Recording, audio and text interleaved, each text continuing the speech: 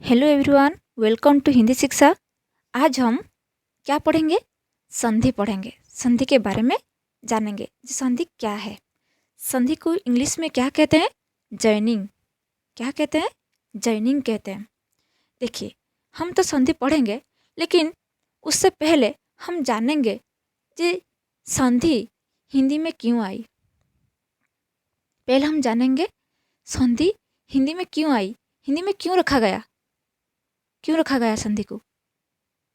क्योंकि शब्द के अर्थ को बताने के लिए हिंदी में संधि आई। किसके लिए संधि आई हिंदी में? ना, शब्द के अर्थ को बताने के लिए संधि आई। और मैंने तो कहा कि शब्द के अर्थ को बताने के लिए हिंदी में संधि आई। और किसके लिए आई? ना, नए शब्द के निर्माण के लिए भी हिंदी में संधि आई। तो नहीं, शब्द के अर्थ को बताने के लिए हिंदी में संधि आई, नए शब्द के निर्माण के लिए भी संधि आई। और संधि पहले वर्ण से आई। मैं जो कह रही हूँ ये सब इम्पोर्टेंट नोट है, आप नोट कीजिए। शब्द के अर्थ को बताने के लिए हिंदी में संधि आई और नए शब्द के निर्माण के लिए हिंदी में संधि आई।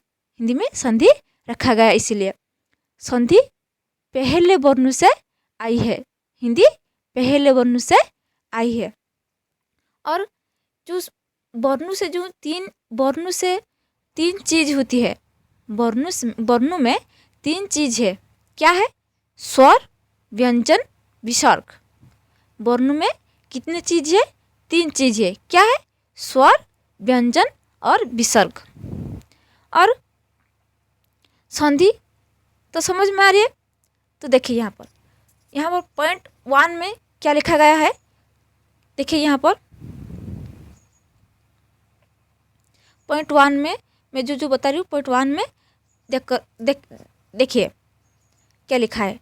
दो समीपवर्ती वर्णों के मेल से जो विकार होता है अथवा परिवर्तन होता है वो संधि कहलाता है। तो संधि किसको कहेंगे?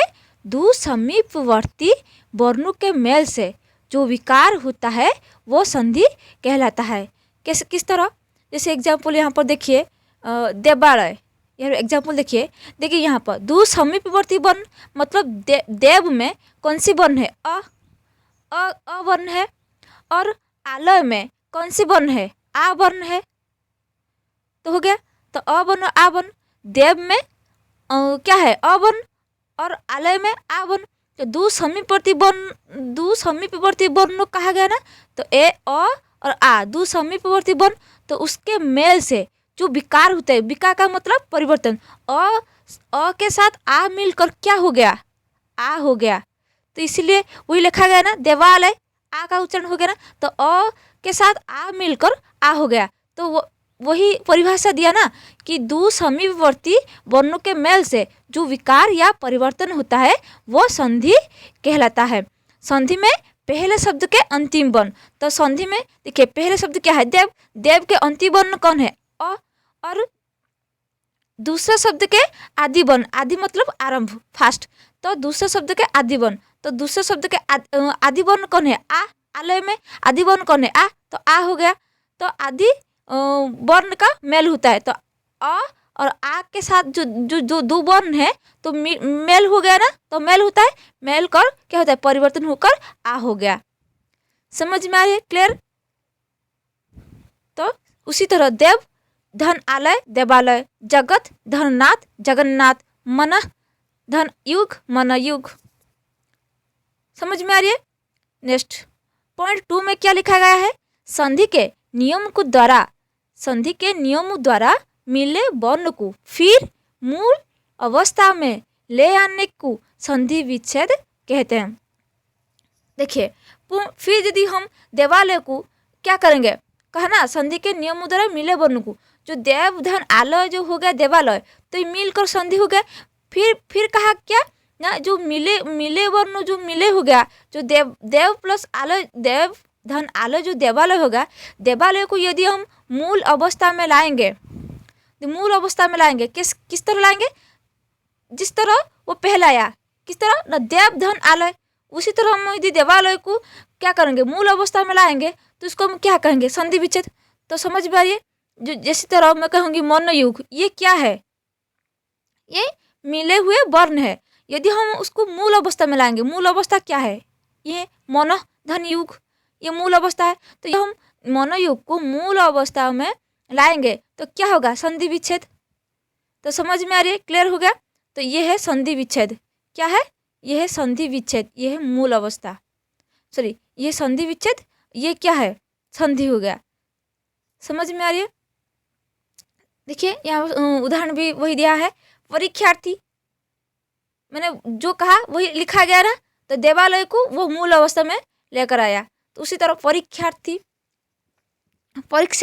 तो परीक्षार्थी को यदि हम क्या करेंगे, संधि विच्छेद करेंगे तो क्या होगा, परीक्षा धन अर्थी, परीक्षार्थी। उसी तरह वागीश को यदि हम संधि विच्छेद करेंगे तो क्या होगा, वाक धन वागीश, इसका माने बड़ी ई और स इस। अंतःकरण को यदि हम संधि विच्छेद करेंगे तो क्या होगा, अंतः धन करण, अंतःकरण। क्लियर है ना।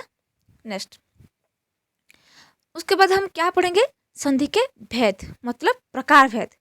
हिंदी में जो संधि है वो कितने प्रकार है ना, हिंदी में जो संधि है वो 3 प्रकार है। क्या है, स्वर संधि और व्यंजन संधि और विसर्ग संधि, है ना, है कि नहीं है। हिंदी में संधि कितने प्रकार है, 3 प्रकार है। एक है स्वर, 2 है व्यंजन, 3 है विसर्ग। अच्छा, स्वर संधि कैसे हम पहचानेंगे ना, स्वर संधि को उसको पहचानेंगे जहां पर स्वर और स्वर का मेल है, स्वर और स्वर का जहां पर मेल है वो स्वर संधि है। और व्यंजन, स्वर और व्यंजन का जो मेल है उसको हम व्यंजन कहेंगे, या व्यंजन और व्यंजन का मेल है उसको हम व्यंजन कहेंगे। विसर्ग संधि किसको कहेंगे ना, विसर्ग है स्वर और व्यंजन और विसर्ग का मेल है, उसको हम विसर्ग कहेंगे। क्लियर है। और क्या, और संधि और भी एक परिभाषा है संधि, क्या है ना, परिवर्तन का दूसरा नाम क्या है, संधि। परिवर्तन क्यों कहा गया, क्योंकि मैंने कहा ना कि अ वर्ण और आ वर्ण मिलकर परिवर्तन होकर क्या हो गया, आ हो गया। तो परिवर्तन का दूसरा नाम क्या है, संधि है। क्योंकि देव यदि मैं कहूँगी यहाँ पर अवर्ण क्या होगा, देव लास्ट में क्या है, अवर्ण है। धन आलय, आवन, तो आ मिलकर क्या हो गया, आ देवालय, तो परिवर्तन हो गया ना। तो परिवर्तन का दूसरा नाम क्या है, संधि है ना। क्लियर। देखिए यहाँ पर जो परिवर्तन का दूसरा नाम क्या है, संधि। और भी एक बात याद रखिए कि हिंदी में संधि का 4 स्थान है, ये इम्पोर्टेंट है नोट, देखिए हिंदी में संधि का कितने स्थान है, 4 स्थान है। क्या क्या, सार्थक, हिंदी में जो संधि का जो 4 स्थान है क्या है, सार्थक, क्या है, सार्थक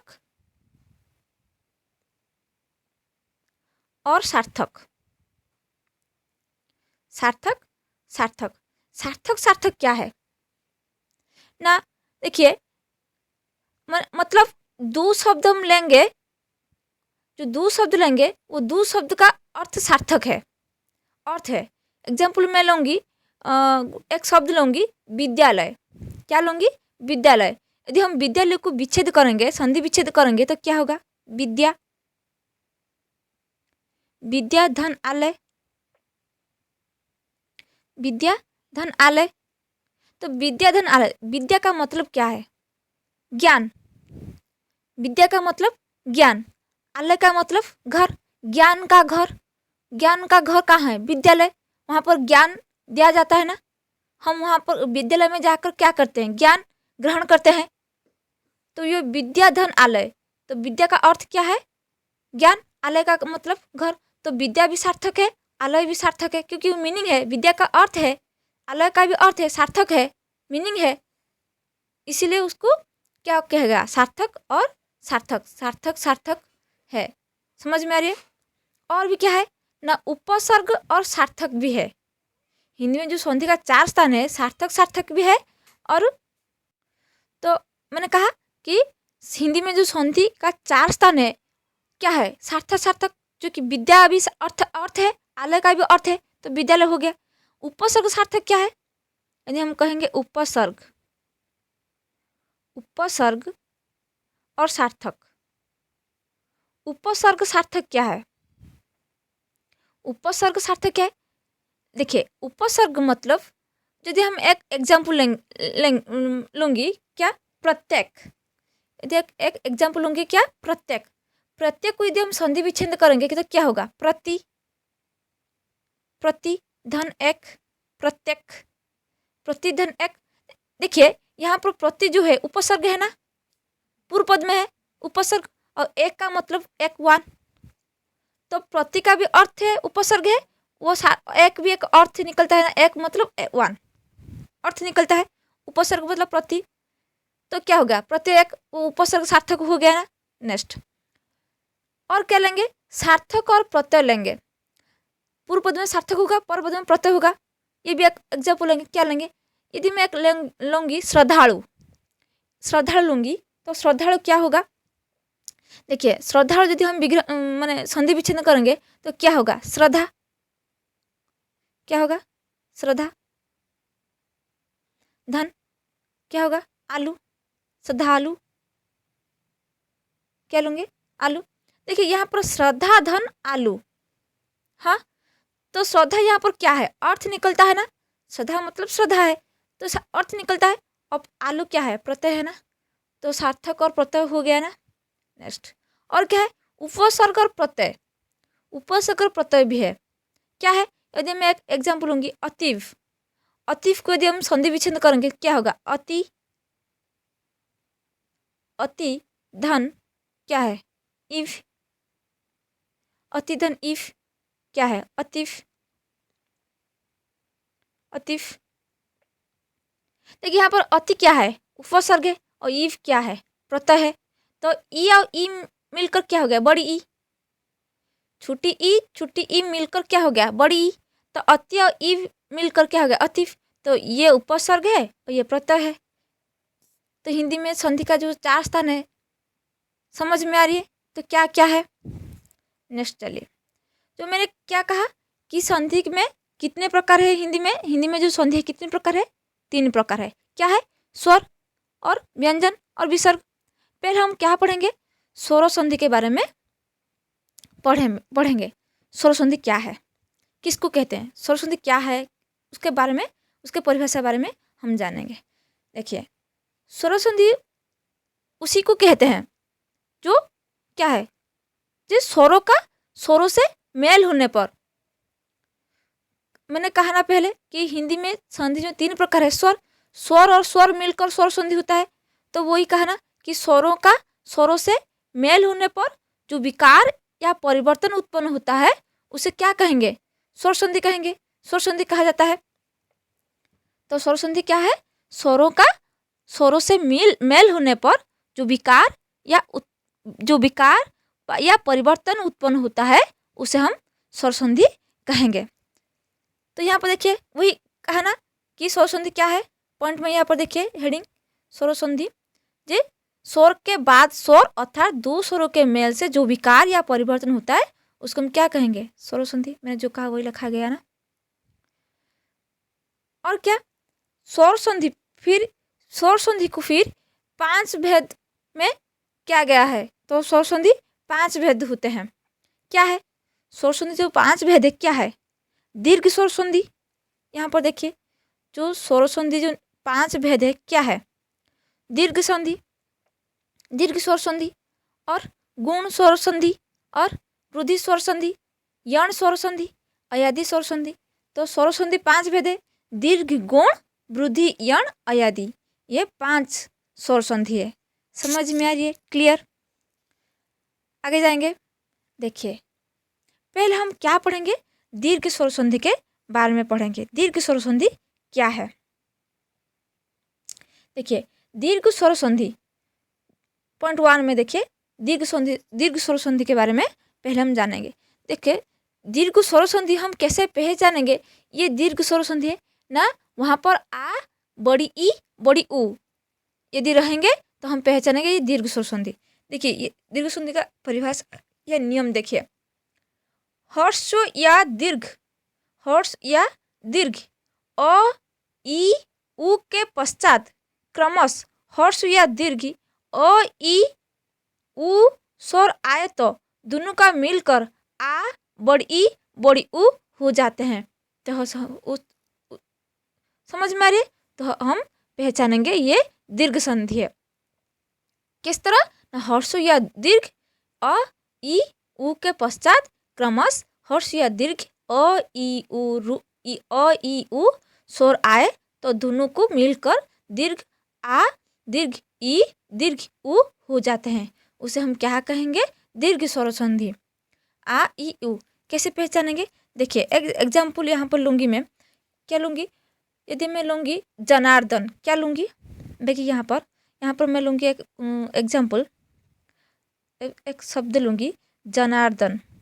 क्या लूँगी? जनार्दन। देखिए, जनार्दन को यदि हम संधि विच्छेद करेंगे तो क्या होगा? जन धन और धन, जन धन और धन, क्या होगा? जन धन और धन। देखिए, पहले शब्द है तो पहले शब्द में क्या है? अंतिम वर्ण क्या है? न है ना। तो न में कौन सी वर्ण है? अ वर्ण। और धन में कौन सी वर्ण है? अ।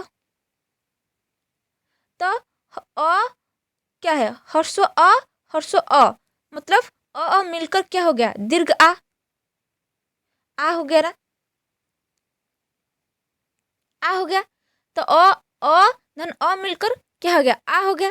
तो यहाँ पर परिभाषा वही दिया ना कि हर्षो या दीर्घ अ ई उ के पश्चात क्रमश हर्ष या दीर्घ अ ई उ के स्वर आए तो दोनों के मिलाकर दीर्घ आ ई उ हो जाते हैं। देखिए, अ मिलकर दीर्घ आ हो गया ना।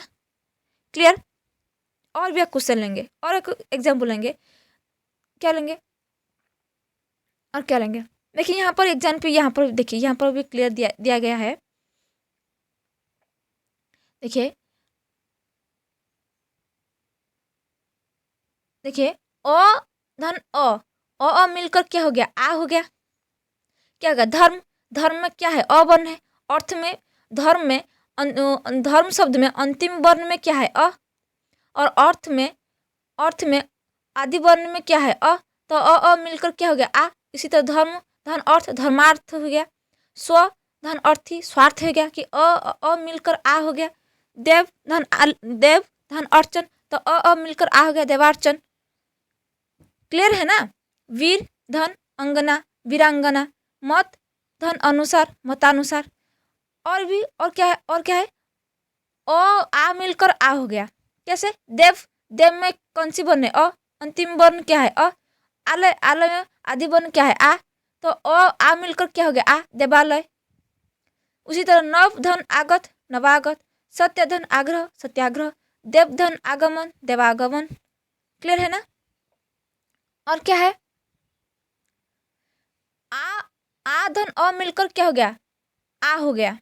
यहाँ पर देखिए, परीक्षा धन अर्थी परीक्षार्थी, सीमा धन अंत सीमांत, दिशा धन अंतर दिशांतर, रेखा धन इस रेखांश।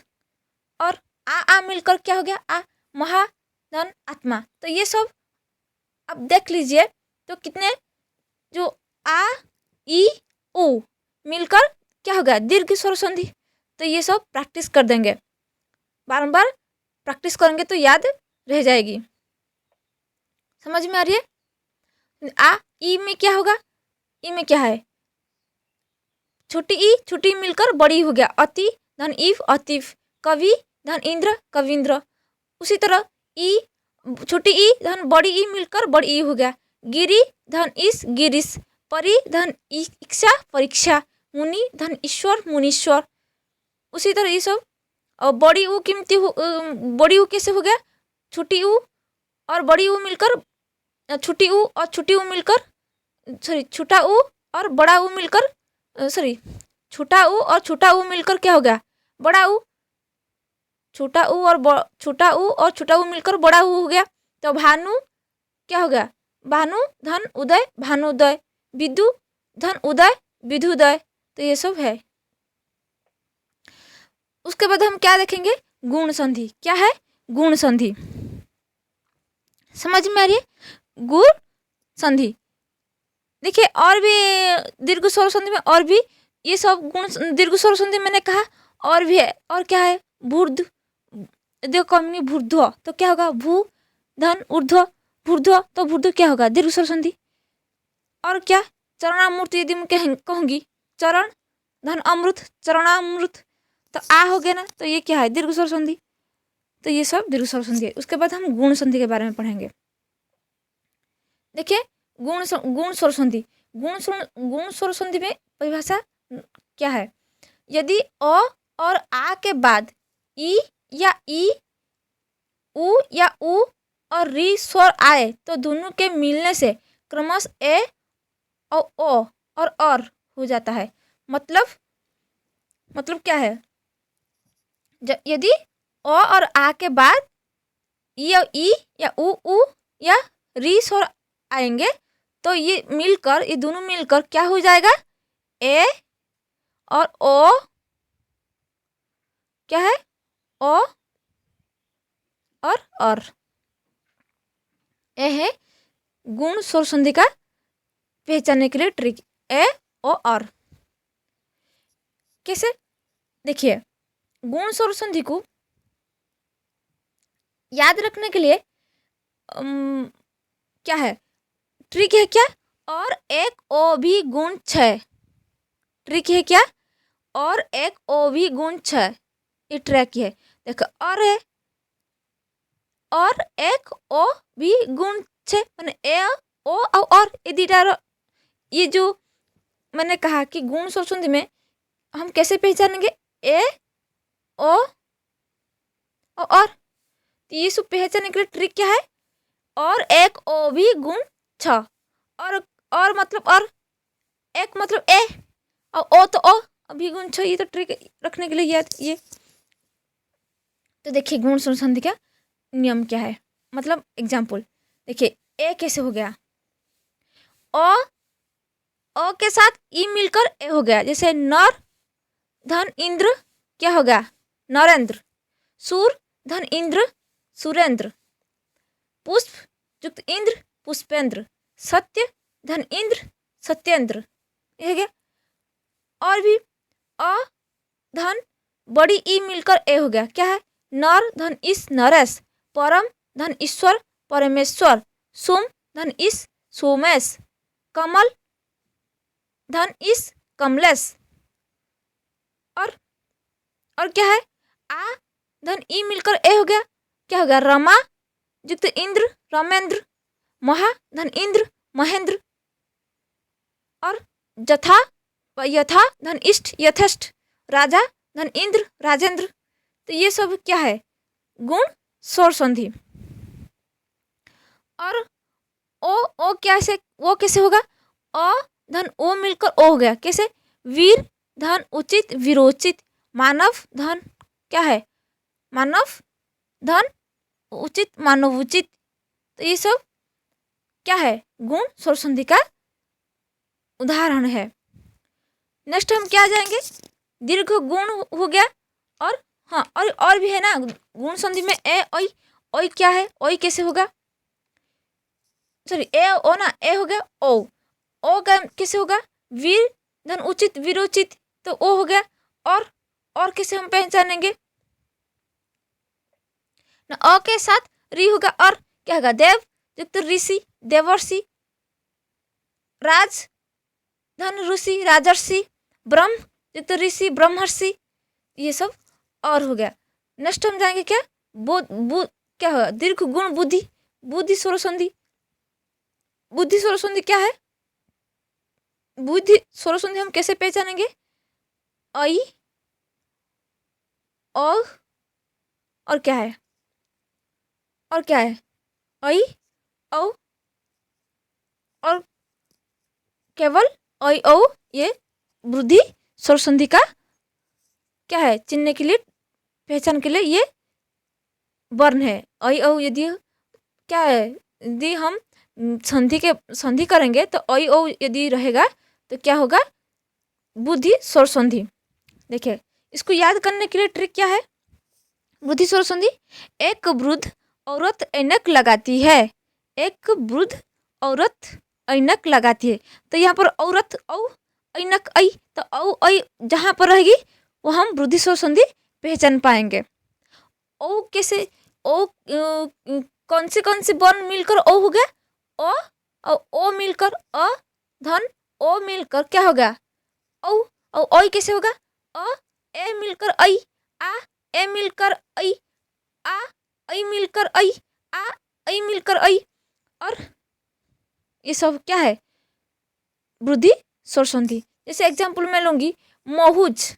महुज को यदि हम संधि विच्छेद करेंगे तो क्या होगा, महा युक्त ओज, महुज। तो महा आ वर्ण के साथ क्या होगा, ओज ओ, आ वर्ण के साथ ओ मिलकर क्या होगा, औ। उसी तो सदैव, सदैव को यदि हम संधि विच्छेद करेंगे क्या होगा, सदा धन एव, सदैव। तो आ वर्ण से ए मिलकर क्या होगा, ऐ। क्लियर है ना। तो ये सब क्या है, वृद्धि स्वर संधि के एग्जाम्पल है। नेक्स्ट हम क्या जाएंगे, वृद्धि हो गया, वृद्धि पर क्या है, गुण, दीर्घ वृद्धि गुण।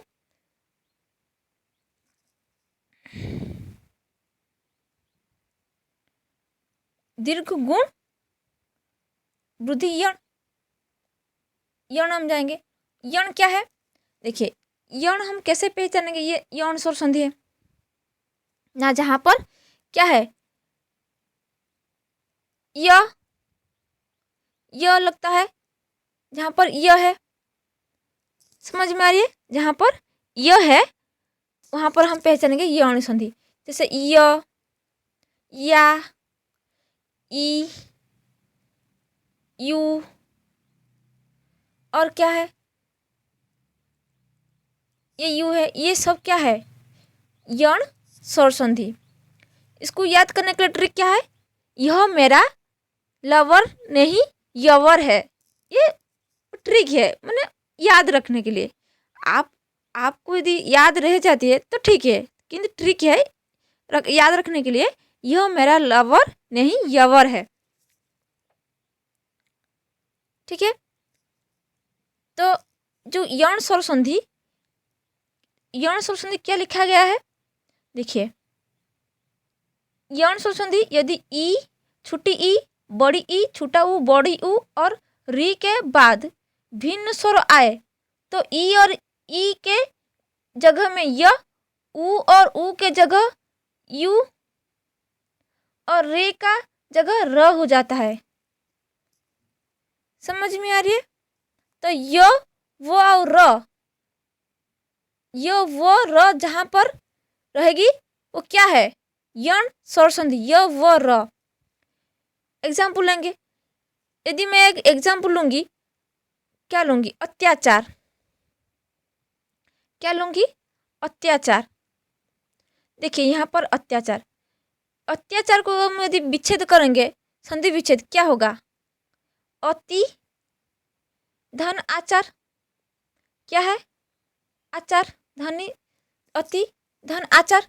देखिए यहाँ पर अति में क्या है, ई वर्ण है, हाँ छोटी ई वर्ण, और आचार में कौन सी वर्ण है, आ। तो ई और आ मिलकर क्या हो गया, या। ई और या ई और आ मिलकर क्या हो गया, या। तो ये हो गया ना अत्याचार। समझ में आ रही है।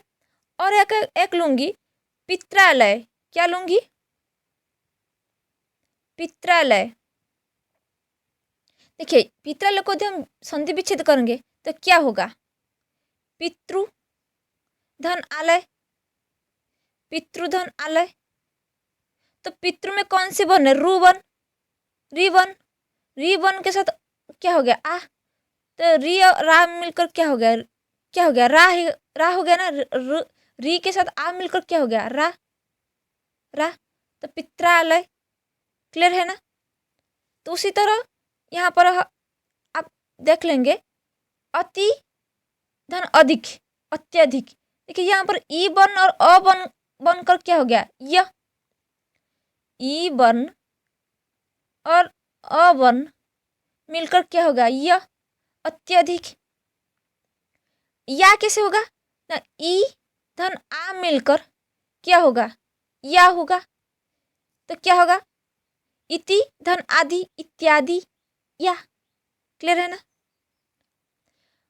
यू कैसे होगा, ई और ऊ मिलकर क्या हुआ, यू, क्योंकि वो है तो यू है।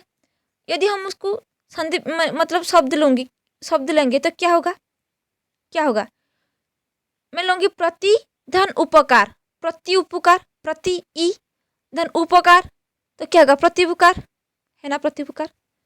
तो ये सब सारे उदाहरण है, आप देख लेंगे और प्रैक्टिस कर लेंगे। प्रैक्टिस करिए।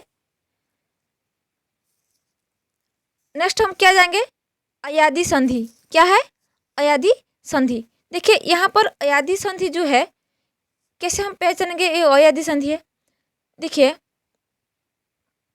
यहाँ पर अयादी संधि है कि अयादी संधि यदि ए, ऐ, ओ, औ स्वरों का मेल दूसरे शब्द से हो तो क्या होगा, अय ए के स्थान पर अय होगा, ऐ के स्थान पर आय होगा, और क्या है, ओ के स्थान पर अव, और ओ के स्थान पर आव होगा। तो यहाँ पर अयादी संधि हम कैसे पहचानेंगे, और ए के स्थान पर क्या होगा, अय, ऐ के स्थान पर क्या होगा, क्या होगा, आय, और ओ के स्थान पर, ओ के स्थान पर क्या होगा, अव, और ओ के स्थान पर आव। क्लियर है। देखिए हम अयादी संधि कैसे, शब्द से हम कैसे पहचानेंगे ये अयादी संधि। हम एग्जाम्पल लेंगे, क्या लेंगे एग्जाम्पल। देखिए ए के आगमन स्वर अय हो गया, ऐ के आगमन स्वर क्या हो गया, आय हो गया, और ओ के आगमन स्वर क्या हो गया, अव या अवी, और ओ के स्थान पर आ हो गया, है कि नहीं। तो एग्जाम्पल हम लेंगे नयन। क्या लेंगे, नयन। नयन को यदि हम क्या लेंगे, नयन। नयन को यदि हम विग्रह करेंगे तो क्या होगा, ने, ने धन अन, अन होगा। तो हम लेंगे नयन। नयन को यदि हम विग्रह करेंगे तो क्या होगा, ने धन अन, नयन। देखिए यहाँ पर, देखिए यहाँ पर कौन सी वर्ण है, ए वर्ण है, और अन में ए धन अ मिलकर क्या होगा, अय, क्या होगा, अय। तो यहाँ पर हम क्या समझ में आया कि ए के साथ अ मिलकर क्या हो गया, अय, क्योंकि ए के मत ए में क्या लेंगे, ने, तो अ में क्या लेंगे, अन्न, तो क्या होगा, नयन, अय, नयन, है कि नहीं। क्लियर। उसी तरह और भी एक लेंगे, और क्या लेंगे, और क्या लेंगे, भवन। भवन यदि लेंगे क्या होगा, यदि हम भवन लेंगे तो भवन को यदि हम विग्रह करेंगे, सॉरी जो संधि विच्छेद करेंगे तो क्या होगा, भो, भो धन अन, भवन। देखिए ओ, यहाँ पर ओ और अ, भू और अ, ओ और अ मिलकर क्या हो गया, क्या होगा, अव हो गया। क्या हो गया, अव, भवन, अव हो गया ना। तो ये सब अयादी संधि का क्या है, एग्जाम्पल है। जे ने धन अयन, ने धन अन अनयन, भो धन अन भवन। पवन को यदि हम विच्छेद करेंगे तो क्या होगा, पू धन अन पवन। नायक को यदि हम विग्रह करेंगे, नई युक्त का नायक। और विनायक को यदि हम विग्रह करेंगे क्या होगा, विनय धन अख, विनायक। गाय को यदि हम विच्छेद करेंगे, संधि विच्छेद करेंगे तो क्या होगा, गई धन अख, गायक। और गाय का क्या होगा, गई धन इक्का गायिका। और ध्याबो ध्याबो को यदि हम क्या करेंगे, विग्रह करेंगे तो क्या होगा, धई धन आवक, क्या होगा ध्यावक। भविष्य को यदि हम संधि विच्छेद करेंगे तो क्या होगा, भविष्य। भो दृश्य भविष्य। तो ये सब क्या है, अयादि संधि है। समझ में आ रही है, क्लियर। तो ये सब याद रखिए कि अयादि संधि क्या है, यण संधि क्या है, और दीर्घ संधि, गुण संधि, वृद्धि संधि, ये सब क्या है, नोट कीजिए और याद रखिए। हम नेक्स्ट क्लास में व्यंजन संधि के बारे में पढ़ेंगे। समझ में आ रही है, नेक्स्ट क्लास में हम क्या पढ़ेंगे, व्यंजन संधि। यदि मेरी क्लास आप सभी को अच्छी लग रही है तो लाइक कीजिए, ज़्यादा से ज़्यादा शेयर कीजिए, और यदि मेरे चैनल में नए आए हैं तो सब्सक्राइब कीजिए, बेल आइकन को प्रेस कीजिए, ताकि मेरी सारी क्लास आप सभी को नोटिफिकेशन मिल जाएगी। Thank you very much watching this video.